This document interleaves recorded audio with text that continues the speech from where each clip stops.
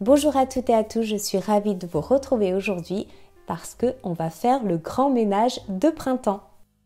Alors vous le savez que j'ai pour habitude de faire mon ménage régulièrement, mais avec l'arrivée des beaux jours, je ressens le besoin de faire un nettoyage plus en profondeur de ma maison. Il est facile de se sentir dépassé lorsque l'on commence le grand ménage, c'est pour cela que je préfère l'aborder pièce par pièce, sauf pour les sols que je nettoie en dernier. Avant tout nettoyage, un rangement s'impose bien entendu, alors je vais libérer tous les comptoirs afin de pouvoir les nettoyer facilement par la suite.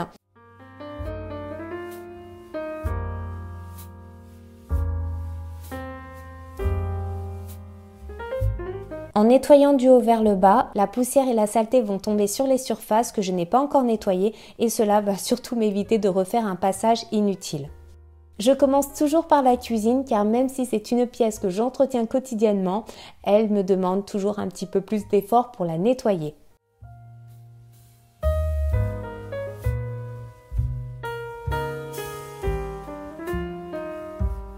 Je commence par le plus gros dans ma cuisine, les appareils électroménagers.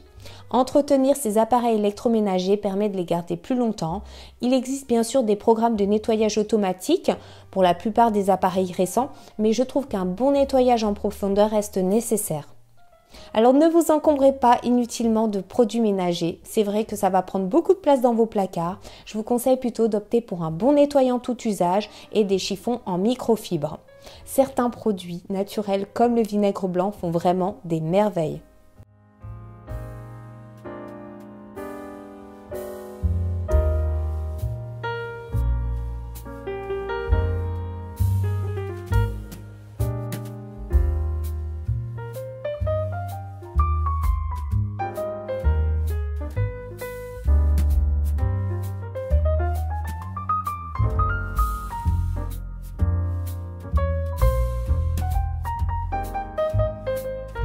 Je vais aussi en profiter pour nettoyer toutes les façades, l'intérieur des placards et aussi des tiroirs. Et je pense que c'est la bonne occasion de vérifier s'il n'y a pas quelques petits produits périmés qui auraient pu être oubliés.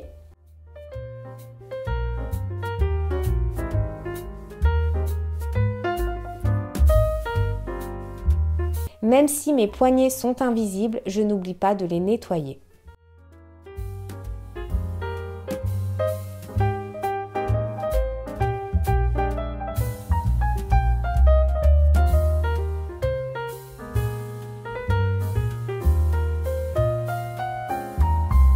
Alors après ce grand nettoyage, je vais m'occuper de mon évier. Le faire avant, ça aurait été dommage, j'aurais risqué de le ressalir. Donc pour cela, je vais utiliser une brosse à joint. Vous allez voir que c'est bien pratique pour tous les petits recoins moins accessibles.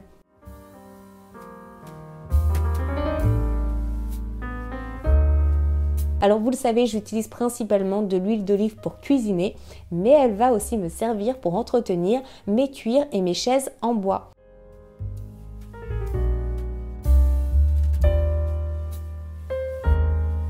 Alors pour les autres pièces, je garde toujours ce même processus de nettoyage, c'est-à-dire de haut en bas.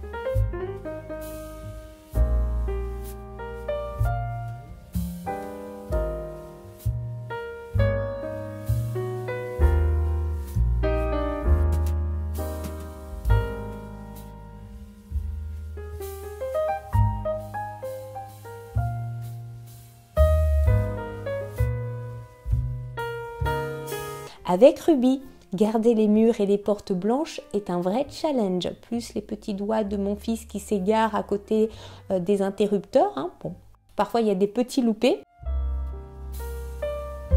Alors pour nettoyer tout ça, j'utilise l'éponge magique. Elle est, comme son nom l'indique, magique. Je n'ai rien trouvé de mieux pour l'instant. En tous les cas, c'est beaucoup plus simple pour enlever les traces un petit peu plus tenaces.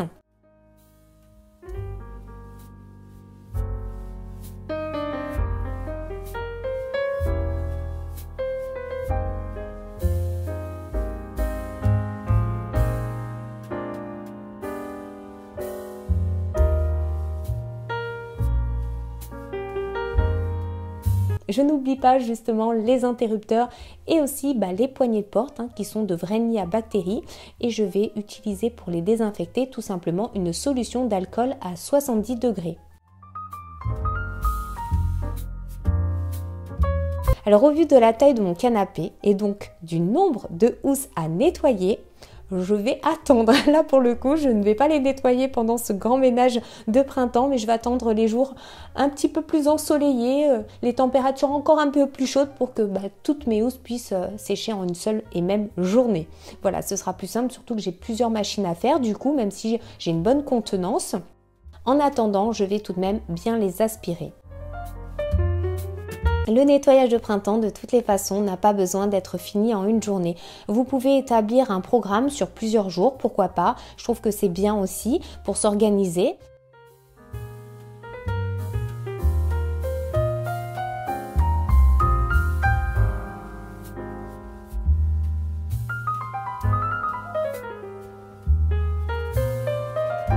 Je n'oublie pas de nettoyer télécommande et manette de jeu, parce que là aussi il y a des petites bactéries, il y en a même beaucoup. Donc j'utilise toujours la même solution à base d'alcool à 70 degrés.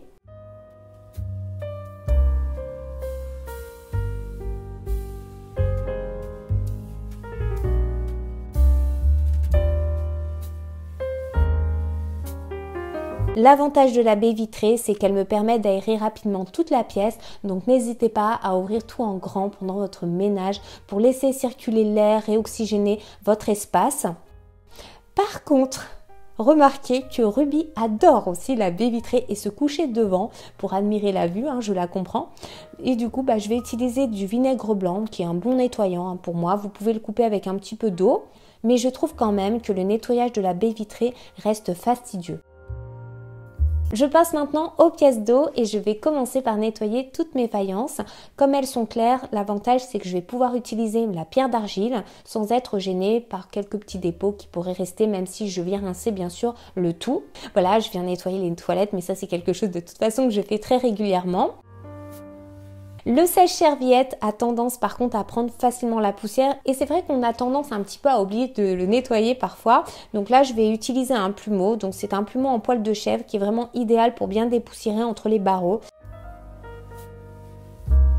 Alors avant de nettoyer la baignoire, je vais juste en profiter là pour récupérer ma poubelle afin de la nettoyer. Je trouve que c'est beaucoup plus pratique de le faire dans la baignoire, il y a plus d'espace.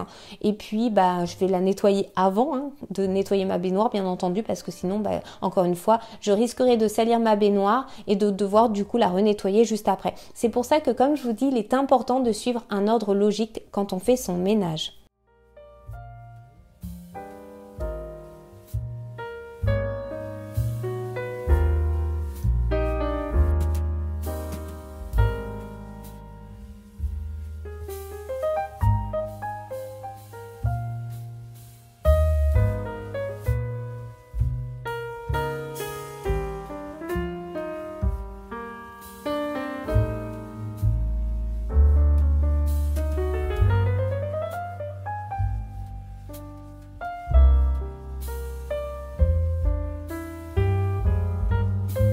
Alors je vais faire une petite exception à ma règle de nettoyage descendant concernant les miroirs. Je préfère nettoyer d'abord mes vasques et je termine par les miroirs tout simplement parce qu'il y a toujours des risques de projection. Comme je vous le dis souvent, le nettoyage des plantes ne doit pas être négligé et avec l'arrivée des beaux jours, il serait dommage de ne pas leur faire profiter de cette belle lumière. Ce plumeau est idéal pour enlever délicatement les poussières sans risquer de blesser les plantes. Dans chaque chambre, je vais aussi nettoyer donc suspension, meubles, tout ce qu'il y a, toujours en respectant cet ordre de haut en bas. L'avantage d'un style de vie minimal, c'est que je n'ai pas énormément de choses non plus à nettoyer, mis à part mon dressing, mais dans l'ensemble, c'est vrai que c'est assez rapide.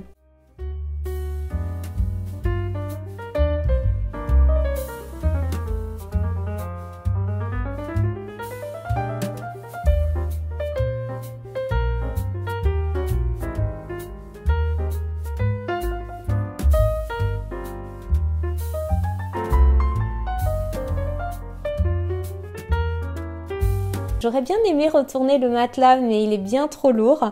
Alors, je demanderai à mon amoureux de le faire à son retour. Du coup, je vais nettoyer cette première face. Et pour cela, je vais utiliser une petite recette 100% naturelle que je vous ai déjà présentée dans une vidéo. Je vous remets le lien en barre d'informations. En tous les cas, au moment du nettoyage de printemps, c'est vraiment l'occasion de nettoyer son matelas plus en profondeur.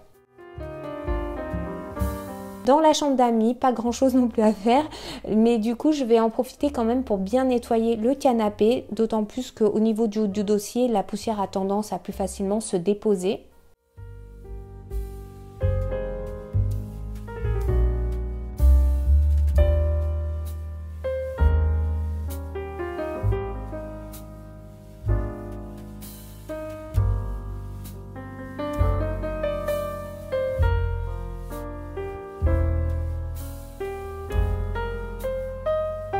Je termine par aspirer donc tous les sols, c'est bien mieux de les faire en même temps et puis ça évite de les ressalir parce que même si on nettoie pièce par pièce, il y a des passages, il y a du monde qui vit aussi à la maison.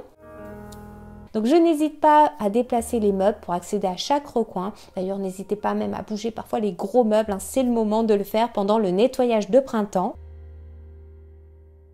Et pour les nettoyer, j'utilise le savon noir qui est adapté à l'ensemble de mes sols.